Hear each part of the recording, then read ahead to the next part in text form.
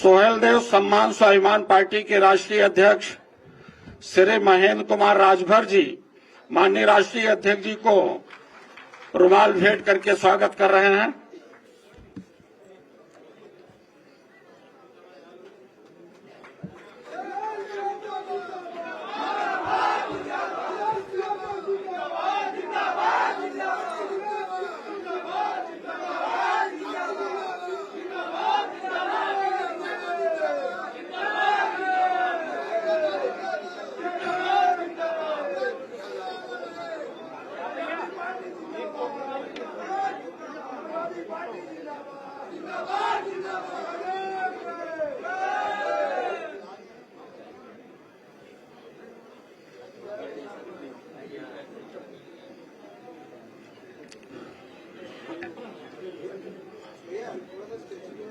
मूर्ति हटवा दीजिए, यहाँ पे शामिल होना चेहरा छुपेगा।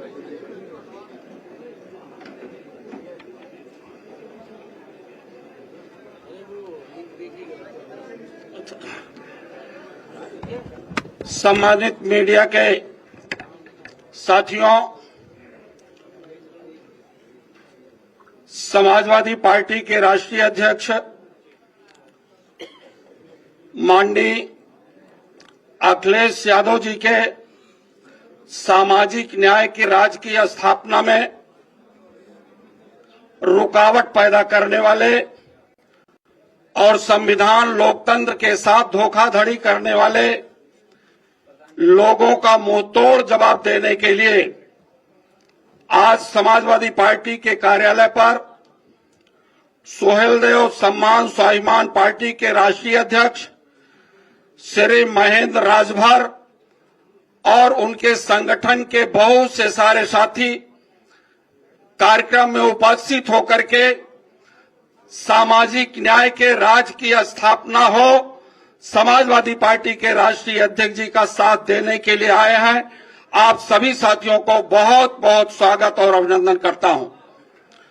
माननीय राष्ट्रीय अध्यक्ष जी अब मीडिया के सामने अपनी बात को रखेंगे।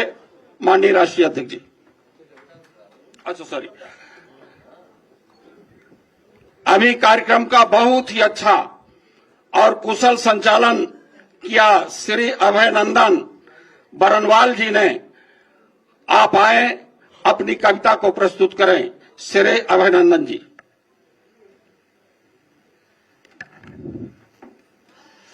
मीडिया के आए हुए सभी लोगों का मैं हार्दिक अभिनंदन वंदन करता हूं, नमन करता हूं, स्वागत करता हूं। जो कविता के लिए आदेश हो रहा है उससे पहले मैं मीडिया से कुछ कहना चाहता हूं। न तीर निकालो, न तीर निकालो, न तलवार निकालो, तोप मुकाबिल है अखबार निकालो।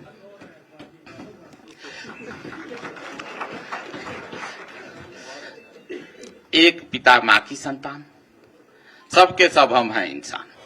एक पिता मां की संतान, सबके सब हम हैं इंसान। जिसकी जितनी संख्या भारी उसकी उतनी हिस्सेदारी। लेंगे देंगे हिस्सेदारी, नहीं करेंगे ताबेदारी। ताबेदारी मुर्दाबाद, दर दलाली मुर्दाबाद। अपनी पार्टी अपनी बात, बाकी सबका छोड़ो साथ। चलो चले पीडीए के साथ, चलो चलो पीडीए के साथ।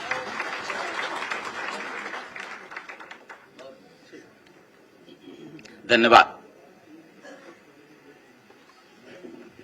माननीय राष्ट्रीय अध्यक्ष जी।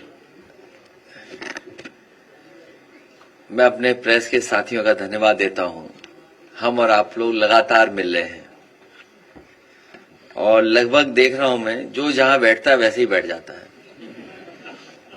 मैंने तो किसी के चिन्हित नहीं की सीट, लेकिन लगभग वैसे ही बैठे ही दिखाई दे रहे हैं मुझे आप लोग। हाँ। मैं सबसे पहले महेंद्र राजभर जी और उनके सभी पदाधिकारी, उनके संगठन से जुड़े हुए सभी सदस्यों का भी आज समाजवादी पार्टी के कार्यालय में लोहिया सभागार में बहुत बहुत स्वागत और बहुत बहुत धन्यवाद देना चाहता हूं। सोहेलदेव सम्मान स्वाभिमान पार्टी के हमारे सभी साथी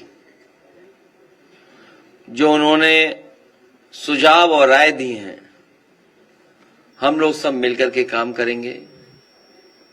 आज के दिन हम सब जब लोग एक साथ बैठे हैं तो जनगणना की जो बहुत पुरानी मांग थी कि जातियों को गिना जाए, जाति के आधार पर आरक्षण हो, सबका हक मिले, सबको बराबरी से उनकी आबादी के हिसाब से हक और सम्मान मिल जाए।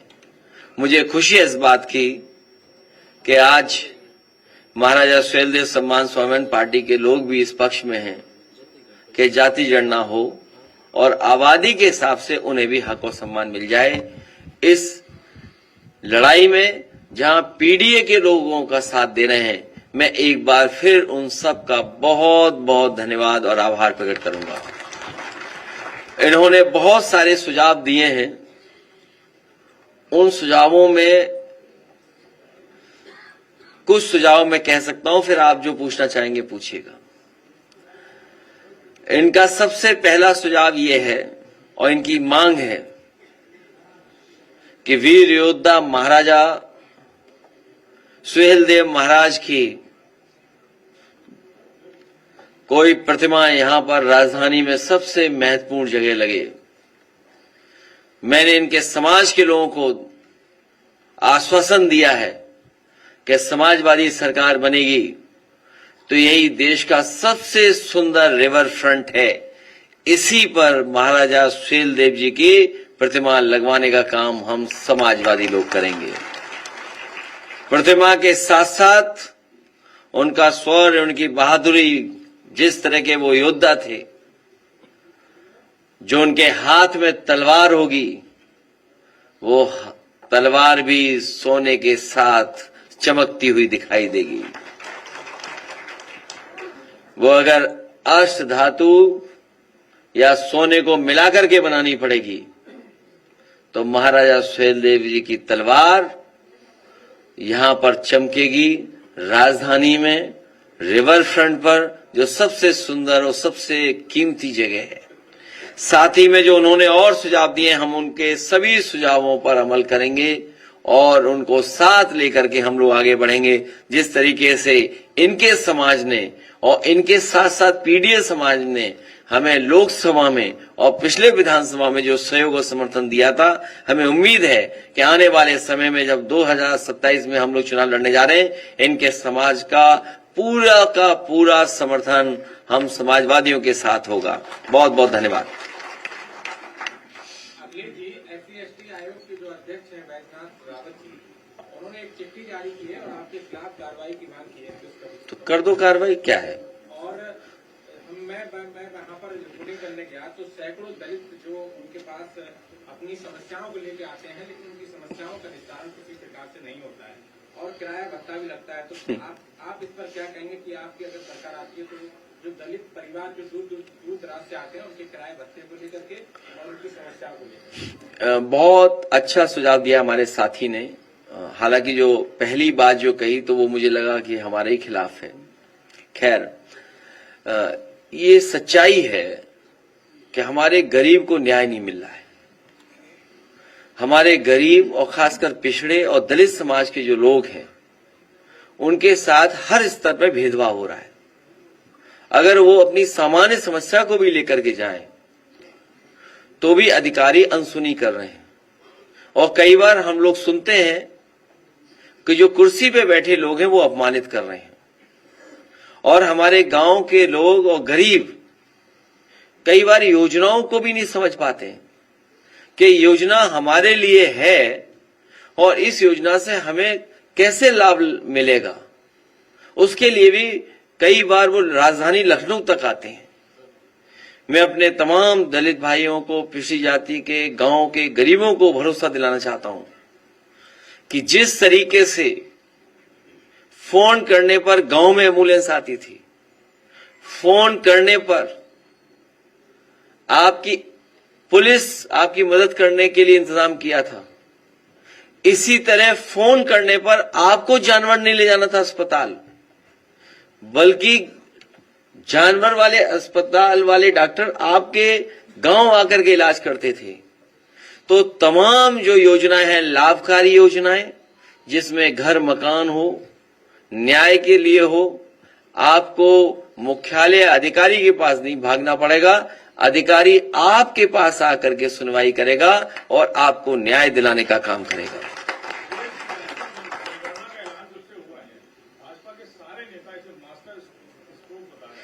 अभी मैं कुछ सेकंड का मास्टर वीडियो आपको दिखाता हूं। कहेंगे मास्टर वीडियो दिखाइए, चमत्कारी वीडियो दिखाइए। अभी रुक जाओ, अभी तब मत भागो, रुक जाओ। पहले मोदी जी के नेतृत्व में लाइट बंद करो तब दिखाओ। वेलफेयर की स्कीम सबका साथ और सबके विकास की भावना के साथ आगे बढ़ रही है। ये केवल जब मोदी जी के नेतृत्व में वेलफेयर की स्कीम सबका साथ और सबके विकास की भावना के साथ आगे बढ़ रही है, तब बांटने वाले लोग फिर जातीय आधार पर, क्षेत्र और भाषाई आधार पर बांटने की कोशिश चेष्टा कर रहे हैं। भारत को और सनातन धर्मावलंबियों को खास तौर पर इससे सावधान रहना होगा। अब ये किससे सावधान रहेंगे?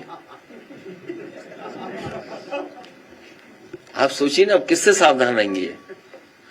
ये सच्चाई है कि हम सब लोग, पीडीए परिवार के लोग और देश की 90% आबादी इस जनगणना के पक्ष में, जातीय जनगणना के पक्ष में। ये पहला कदम है, ये पहला कदम है। इसके बाद हम सबको अपनी आबादी के हिसाब से हक और सम्मान मिल जाए, यही हमारे बाबा साहब भीमराव अम्बेडकर जी का सपना था, यही हमारे संविधान की प्रस्तावना है। हमें उम्मीद है कि जितना हम लोग आगे बढ़े हैं, मिलजुल करके एक साथ पीडीए के साथ खड़े हुए हैं, आने वाले समय में उसमें भी हम लोग कामयाब होंगे।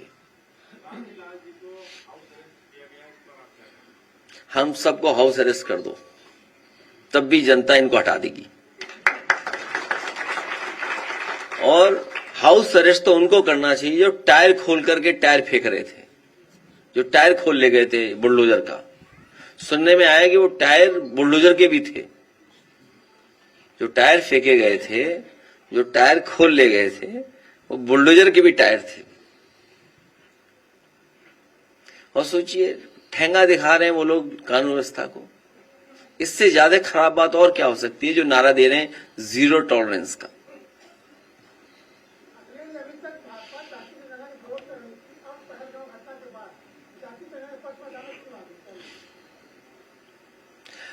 कल भी मैंने कहा, फिर मैं कहता हूं, इंटरनल सिक्योरिटी, बॉर्डर सिक्योरिटी बड़ा इशू है, वो रहेगा।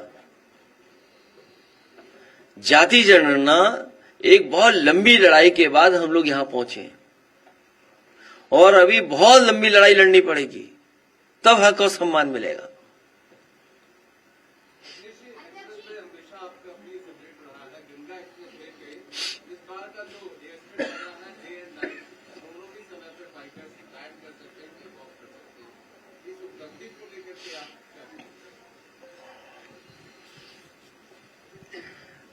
रात और दिन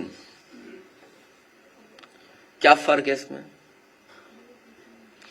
जो रात में होना है लाइट लगा दो, वो होगा। और आजकल ये कौन बड़ी नई टेक्नोलॉजी है? आप लाइट लगा दीजिए, रात में उतर जाएगा। यहां तो दिन में नहीं उतर रहे हैं 11 बजे के बाद हवाई जहाज बंद, फिर नहीं उतरते। तो ये कोई नई टेक्नोलॉजी नहीं है। ये समाजवादियों ने जो विजन दिया था, मुझे खुशी है इस बात की कि समाजवादियों के विजन पे ही आगे ये सरकार और ये पार्टी बढ़ रही है। हमें समाजवादियों की इस बात के लिए गर्व है कि सबसे पहले डिफेंस के लिए और एयरफोर्स के लिए वो इंफ्रास्ट्रक्चर क्रिएट किया। इमरजेंसी के समय पर अगर आपके हाईवे को इस्तेमाल करना चाहेंगे तो हाईवे इस्तेमाल हो जाएगा, और हाईवे में ट्रैफिक भी चलता रहे, वो व्यवस्था की थी। और उसी को अपना करके अब आगे बढ़ा रहे हैं। लेकिन ये जो सड़क बनाने के मॉडल हैं, हाइब्रिड मॉडल, जो लोग हाईवे, एक्सप्रेसवे बना रहे हैं, जिस मॉडल से बना रहे हैं, हम लोग भी उसी मॉडल से बनाएंगे। ओम प्रकाश राजभर जी ने कहा है कि ब्राह्मण के लड़के को 100 रुपया दो तो मिठाई खरीदेगा, लेकिन राजभर का लड़का नकली कट्टा खरीदेगा। भाई उनको मत बताना कि तुमने ये सवाल पूछा, नहीं तुम्हें एक भजन सुना देंगे या कोई श्लोक सुना देंगे आपको। एक सवाल और उन्होंने कहा, एक जवाब और उन्होंने दिया है कि हमें बंदूक थमा दो, हम पाकिस्तान में घुसकर मारेंगे। तो ऐसा पीछे क्यों बैठे हो? आगे जाओ, जाना चाहिए। ऐसे लोग जो बहादुर लोग हैं, इनको सबसे पहले आगे भेजना चाहिए, और उसके बाद महेंद्र राजभर अपना सब संभाल लेंगे।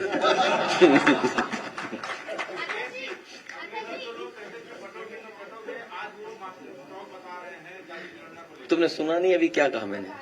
फिर दिखाओ इनको जरा 20 सेकंड का, फिर दिखाओ। समझ ही नहीं पा रहे तुम। नेहा सिंह राठौर की लगातार मुश्किलें बढ़ती जा रही है। अब अयोध्या में भी मुकदमा दर्ज हो गया और लखनऊ यूनिवर्सिटी के प्रोफेसर हैं माजी फोगाटी, उन्होंने बयान दिया था पहलगाम हमले को लेकर, तो उन पर भी कई सारे FIR दर्ज किए गए। तो आप क्या कहेंगे? मैंने बहुत लंबा लिखा था इस पर, और इसलिए कहा था कि ये जो हमारे ट्रेडिशनल बड़े बड़े चैनल हैं, इनके दर्शक कम हो रहे हैं। ये जो बड़े बड़े चैनल हैं, कारण कुछ भी हो सकता है। और इधर हम लोग देख रहे हैं कि यूट्यूबर्स बहुत लोकप्रिय हो रहे हैं, बहुत लोकप्रिय हो रहे हैं, उनके फॉलोअर्स, व्यूअर्स बढ़ रहे हैं। इसीलिए सरकार दबाव बना रही है। उनके घटते दर्शक और उनके समर्थक भी अब वो चैनल नहीं देख रहे हैं। वो समर्थक जो हैं वो दूसरे चैनल देख रहे हैं, क्योंकि वो सच्ची खबरें हैं। और लोकतंत्र, डेमोक्रेसी और बाबा साहब भीमराव अम्बेडकर का संविधान हमें अधिकार देता है कि हम सवाल पूछें। अगर हम सवाल पूछते हैं तो सरकार घबरा क्यों रही है? फिर प्ले कराइए इनका जवाब है, इसमें आखिर में जवाब दिया है उन्होंने। ये केवल जब मोदी जी के नेतृत्व में वेलफेयर की स्कीम सबका साथ और सबके विकास की भावना के साथ आगे बढ़ रही है, तब बांटने वाले लोग फिर जातीय आधार पर, क्षेत्र और भाषाई आधार पर बांटने की कुछ चेष्टा कर रहे हैं। भारत को और सनातन धर्मावलंबियों को खास तौर पर इससे सावधान रहना होगा। अब किसको किससे सावधान रहना, समझ लो। अखिलेश जी, अम्बेडकर जी की लगातार प्रतिमाएं तोड़ी जा रही हैं। अप्रैल के महीने में जहां उनकी जयंती मनाई जाती है, दर्जनों प्रतिमाएं तोड़ी गई उत्तर प्रदेश में, लेकिन SC/ST आयोग के बैजनाथ रावत जी ने एक भी लेटर जारी नहीं किया। क्योंकि वही हो सकता है और सरकार मिलकर के तोड़वा रही हो। सरकार मिलकर के तोड़वा रही है। आयोग की जिम्मेदारी है ऐसे लोगों पर कार्रवाई करें, ऐसे लोगों की सूचना पुलिस को दें, जिससे ऐसे लोगों के खिलाफ कार्रवाई हो सके। लेकिन जब सरकार के इशारे पे ही सब काम होगा और सरकार के लोग ही अपमानित करेंगे, तो कार्रवाई किस पे होगी?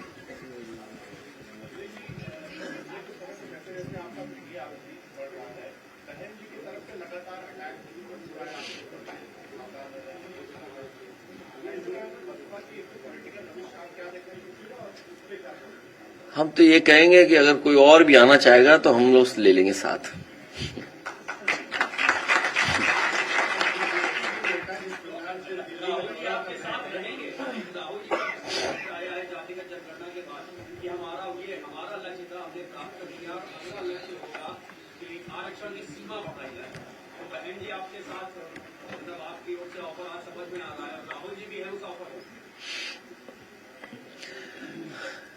न पहले हम उलझे थे, न अभी कोई फंसा सकता हम लोगों को। इंडिया गठबंधन आगे बढ़ेगा।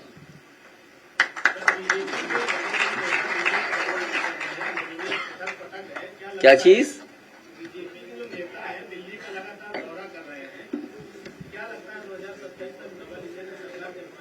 नहीं नहीं, तुम गलत सवाल पूछ रहे हो। तुम्हें ये सवाल पूछना चाहिए कि उत्तर प्रदेश में भी क्या हम लोग एक जिला कोई नागपुर बना दें?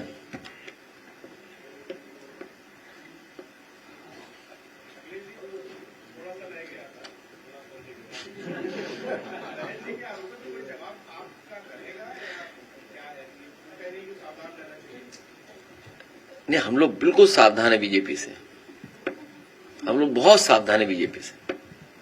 उनकी राय ठीक है, हमें सावधान रहना चाहिए बीजेपी से।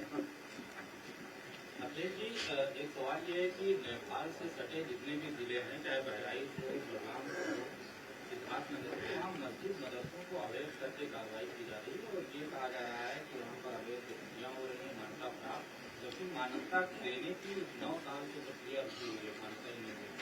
और फिर दूसरा सवाल एक ये है कि तमाम शहरों में सर सड़क के ऊपर सड़क बनाए जा रहे हैं, सड़क ऊंची हो रही है, जो है डिवाइडर को तोड़ करके फिर ऊंचा कर रहे हैं। ऐसे में बरसात के मौसम में लोगों के घरों में पानी भर जा रहा है और उसकी राजस्व का भी बड़ा नुकसान होता है। तो ये सड़क बनाने की कोई प्रक्रिया होती है या ऊंचा करके इसको पहाड़ बना सकते हैं? पहला सवाल बहुत सीरियस है और बहुत महत्वपूर्ण है, क्योंकि जिस तरह का सरकार का व्यवहार है, जो आसमान में तलवार घुमाए उन पे कोई कार्रवाई नहीं, वो जान को मारने की धमकी दें उसके लिए कोई कार्रवाई नहीं। अगर हम पीड़ित दुखी परिवारों से मिलना चाहें, राजीव लाल सुमन जी हमारे जा रहे थे मिलने, आप मिलने नहीं देना चाहते हो। और जब से कम्युनल पॉलिटिक्स को खत्म किया है समाजवादियों ने और इंडिया गठबंधन से, और जिस तरह का भारतीय जनता पार्टी का लगातार वोट का ग्राफ नीचे जा रहा है, उससे वो घबराए हुए हैं। वो अपने समर्थकों को, कट्टर समर्थकों को एकजुट रखने के लिए कभी मदरसों पे कार्रवाई, कभी माइनॉरिटीज पे कार्रवाई, कभी वक्फ बिल लाना, ये जो नफरत की राजनीति वो अपने वोट को संभालने के लिए कर रहे हैं। नक्शा पास है कि नहीं है, ये पुलिस का काम नहीं है। आखिरकार बनने किसने दिया, बन कैसे गया? अगर नक्शा पास नहीं है तो एक व्यवस्था है कि वो नक्शा पास कराएंगे, कंपाउंडिंग है, बहुत सारे तरीके हैं, लेकिन क्योंकि उन्हें चिन्हित किए हैं, मैं आपसे कह रहा हूं कि सबसे ज्यादा इलीगल हाउसेस अगर किसी के तो भारतीय जनता पार्टी के इलीगल हाउसेस और इलीगल कंस्ट्रक्शन अगर किसी ने किया, जमीनें सबसे ज्यादा रजिस्ट्रियां किसने कराई? भारतीय जनता पार्टी के लोगों ने। आप देखिए कि अधिकारी का ईमान देखिए, एक अधिकारी का ईमान कितना अच्छा, हमने तो अखबार में पढ़ा कि उसने अपने नाम पर एक भी फ्लैट नहीं रखा। एक अधिकारी लापता है, अंडरग्राउंड है, वो मुख्यमंत्री आवास में है। तो ये जो कम्युनल पॉलिटिक्स खत्म हुई है, समाजवादियों ने और पीडीए ने कम्युनल पॉलिटिक्स खत्म की, इसलिए ये जानबूझ करके अन्याय कर रहे हैं। दूसरा सवाल जो आपने कहा कि सड़क के ऊपर सड़क, ये भ्रष्टाचार का रास्ता है। ये जो अर्बन प्लानिंग है, ये भारतीय जनता पार्टी के लोग जानबूझ करके पैसा कमाने के लिए बस सड़क के ऊपर सड़क बना दे रहे हैं।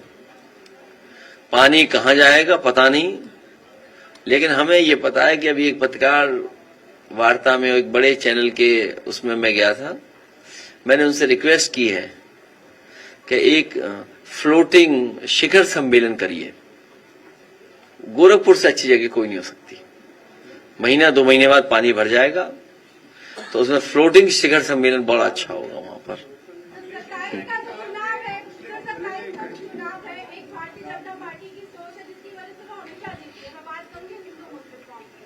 मेरे पास कुछ बच्चे आते जो कि अभी से सीख रहे हैं, तो वो मुझसे एक सवाल करते कि अगर अखिलेश यादव की सरकार आ गई तो मुस्लिम हम पे हावी हो जाएगा, तो इसका क्या रिप्लाई देना चाहेंगे? वो सोच कैसे बदली जाएगी जो एक सोच बन चुकी है?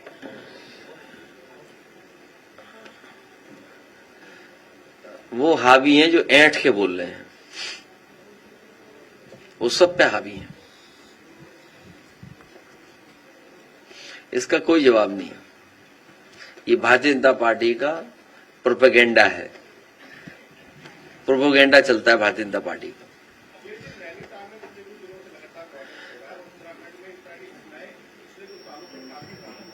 ये इसलिए हो रहा है क्योंकि भारतीय जनता पार्टी की कम्युनल पॉलिटिक्स का खात्मा हो रहा है।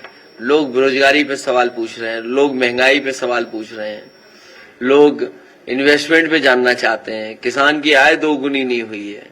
तो उनके पास वही कम्युनल रास्ता बचा है, नफरत का रास्ता बचा है इसीलिए जानबूझ करके प्रोपेगेंडा भी यही करते हैं वो, और लोगों को गुमराह भी यही करते हैं। जो नैनीताल में हो रहा है वो इस सोच की वजह से हो रहा है, जहां यहां से सवाल आया था।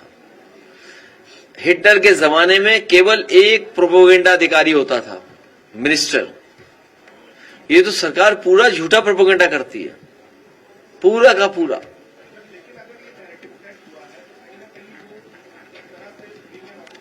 इस बार पीडीए इनको हवा में उड़ा देगा। अभी तो ये तो बलिया से निकल आए हैं। एक मिनट, ये तो बलिया से भी आए हैं। बलिया भी क्षेत्र पड़ता है इनका। कितनी कॉन्स्टिट्यूंसी पड़ी? 3 कॉन्स्टिट्यूंसी इनकी बलिया में पड़ती हैं। आप लोगों ने बड़ा बढ़ चढ़कर लिखा था कि बलिया में तेल निकला है। याद कीजिए, आप लगातार ये खबरें चला रहे थे कि बलिया से लेकर के इलाहाबाद प्रयागराज तक तेल निकला है। सच्चाई यह है कि भारतीय जनता पार्टी का तेल जनता ने निकाल दिया था। हमारे रमाशंकर राजभर जी, राजीव राय जी और सनातन पांडे तीनों लोकसभा में पहुंच गए। सपा विधायक अबू अरविंद साहब का एक बयान आया है। उन्होंने कहा है कि धर्म के ऊपर हमारा जो आतंकवादी थे, आप मुसलमान के ऊपर मारा तो आगे। ये कहीं पहले भी किसी ने लिखा था। ये सोशल मीडिया पे बातें चल रही हैं। सोशल मीडिया पे कंट्रोल करना चाहिए सरकार को। ये जिम्मेदारी सरकार की है।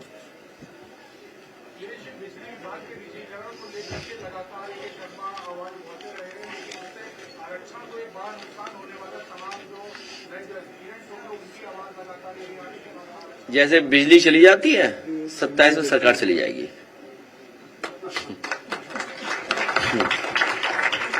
ये जो प्राइवेटाइजेशन कर रहे हैं, कितना समझाया आपको। एक भी बिजली का कारखाना नहीं लगाया इन्होंने। कोई बिजली का कारखाना लगाओ तो बताइए। आप लोग भी जाते होंगे उनकी प्रेस कॉन्फ्रेंस में, उससे पूछा करिए आप कि भाई कोयले से बिजली बनाने वाला कोई कारखाना दिल्ली से आपने मेहनत करके लगवाया कि नहीं लगवाया? एक भी बड़ा कारखाना नहीं लगवाया। जो आज उत्तर प्रदेश में बिजली बन रही है, सबसे ज्यादा देन उत्तर प्रदेश की बिजली बनाने में समाजवादियों की है। सबसे ज्यादा सबस्टेशन बनाए, सबसे बड़ी ट्रांसमिशन लाइनें बनाई। ये रख रखाव भी नहीं कर पाए। जो एक योजना दिल्ली सरकार की थी, सबसे पहले उत्तर प्रदेश उसमें शामिल हुआ, और उसका परिणाम ये हुआ कि जो आपकी कंपनीज थी बिजली विभाग की, वो कंपनीज का घाटा कम किया और सरकार ने बियर किया। सरकार ने अपने बजट से पैसा दिया कंपनियों के फाइनेंशियल उसको ठीक करने के लिए, और ये सरकार आई, पूरा विभाग खा गई। लोग घाटे में पहुंच गया। तो ये छड्डी नहीं और क्या करेंगे? बेचेंगे नहीं तो और क्या करेंगे? ये प्राइवेटाइजेशन जानबूझ कर रहे हैं, और आने वाले समय में जातीय जनगणना के बाद ये बात उठेगी कि प्राइवेट संस्थाओं में भी आरक्षण होना चाहिए। ये पूंजीपतियों का फायदा नहीं, ये भारतीय जनता पार्टी ही पूंजीपतियों के लोगों की है। ये स्कीम बनाते हैं मुनाफे की। ये हर स्कीम बनाते हैं अपने पैसे कमाने के लिए। स्कीम जनता की सुविधा के लिए नहीं बनाते, और हर काम सपनों में कर रहे हैं लोग।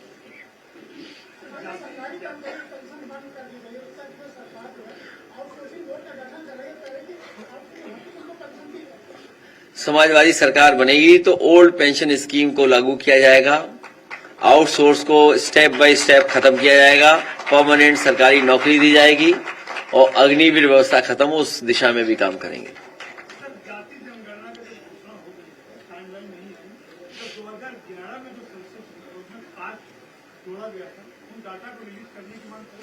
वो तो आप कांग्रेस से मांग सकते हो, कांग्रेस की सरकार नहीं। अब वो डाटा ये देंगे नहीं, ये तो नया डाटा लाएंगे। इसलिए हमें आपको सावधान भी रहना पड़ेगा। जिस तरह की ये चुनावी धांधली करते हैं, ये जो चुनावी धांधली करते हैं, इनके लोग पकड़े गए सीसीटीवी पर, बैलेट गड़बड़ कर रहे थे, अभी बंदूक लगा करके वोट छीन लिया, अपने अधिकारी लगा करके वोट नहीं डालने दिया, अपने लोगों से 3-3, 4-4 वोट डलवा दिए।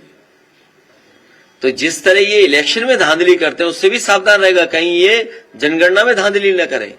इसीलिए हम राजभर समाज के लोगों को बुलाए और उनसे समर्थन सहयोग मांगे, और ये लोग और हम लोग मिलकर के भारतीय जनता पार्टी की 430 सीटों पे 420 ही नहीं चलने देंगे। हम सब लोग मिलकर के भारतीय जनता पार्टी की 420 को रोकने का काम करेंगे।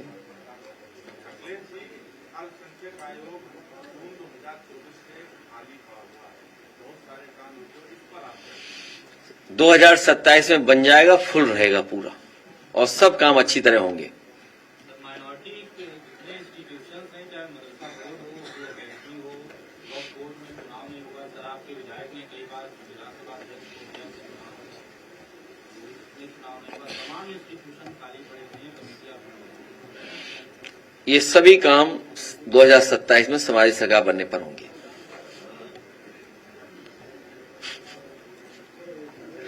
हाँ, और क्या, चलना ही चाहिए आपको अब। अरे अगली बार नहीं लेट होगी, क्या करें हम।